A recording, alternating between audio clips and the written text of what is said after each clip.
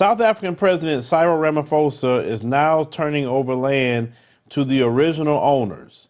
Now, we've been hearing about land reform. You have a lot of people that's leaned to the right, been crying holy hell about land that was stolen from black people, and now they're trying to set things right and return the land back to the original owners.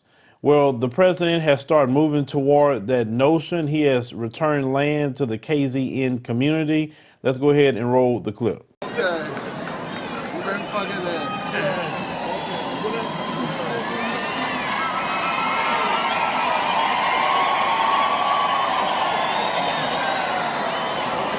We are making history. We are celebrating today the return of the land to our people in this area. This is history in the making.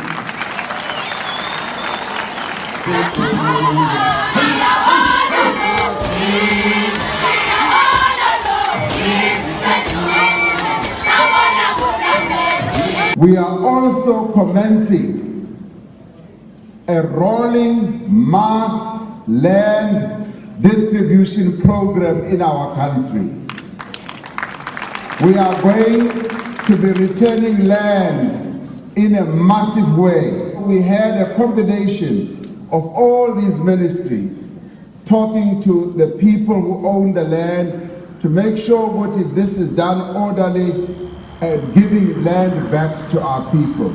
Now, the original owners of the land, black people, Africans, they lost their land in 3 phases, not because they chose to sell it, but they were stolen from them. Now, the first one was the 1913 Land Act, and they were taking the land from them in 3 different time periods. Now, after World War I, they say from between 1915 and 1918, the first group of dispossessions took place in the region. And it was a result of World War I white soldiers coming back to the continent of Africa. So they took land from the original owners now, stole it. They didn't sell it to them. They didn't agree to have them on it. They stole it. The second phase was in the 1940s when the white farming community expanded their commercial interest in timber and cane.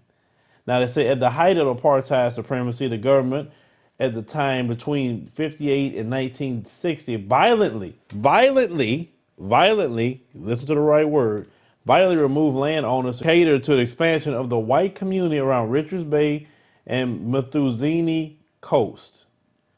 Now, they talked about how all the land was stolen. Let me paint an analogy which anyone could understand. If someone stole your car right now, they stole it. Your car is gone. You call the police. You make a report. Okay, now they got all your information. So let's say 6 months later, the police pulled the person over that stole your car, found out the car is stolen. The police is not going to allow that person to keep the car. They're going to call you up and say, hey, we arrested the person that stole your car. We bring your car back to you because you are the original owner of that car. But you have a group of people who's running around that feel that I stole things from people, so it is mine. No, it is not yours. You stole it. You violently stole it at that. And why do you think that you get to take people's things, say it's yours, and get mad when the original owners get their property back? That's no different if someone stole your phone.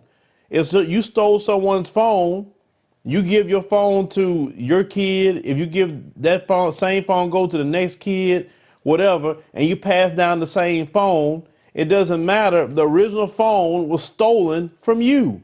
So it don't matter how many generations they pass down that phone. The original owner has rights and claim to that phone. So why is it so different with land or anything else?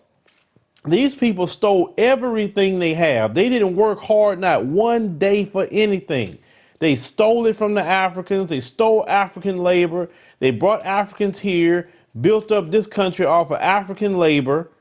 They never built anything for themselves honorably. Because if they built it honorably, I would say, hey, yeah, they did build things honorably. But they did not. And then they have the nerve to say something when black folks say, hey, this is our stuff. We want it back. Crying and saying, oh, you're doing things to us, and putting fake news out there that's been debunked so many times about so-called farm murders, which is a freaking lie. It is a lie from the pit of hell. But what is there to expect when you have people who had a history of stealing? Because what do they say? If you're going to steal, you're going to lie. If you're going to lie, you're going to cheat. If you're going to cheat, you'll kill. It's just a list of things. And that's what is in the history of those who did these things. No, the chickens are coming home to roost. And it's time for black people to get all their possessions back. Every bit of it, if it's stolen. It's just that simple. So shout out to the president of South Africa starting to set things right. And if they don't like it, they need to carry themselves to where they come from, the Netherlands. Go over there. Make the Netherlands a great place to be. Farm over there. What's wrong with that? That's all thing I'm saying with this situation. You can't run around just stealing things from people and then mad and pissed off that they're getting their land back. Remember, these people in 3 phases lost their land, and violently at that. So no, that is the godly thing to do, is to return what was stolen. Well, leave me a comment, let me know what you think about this particular story. Once again, shout out to the president of South Africa, and also shout out to the EFL for forcing the president of South Africa to make this move, because he would not make this move, it wouldn't be for the EFF.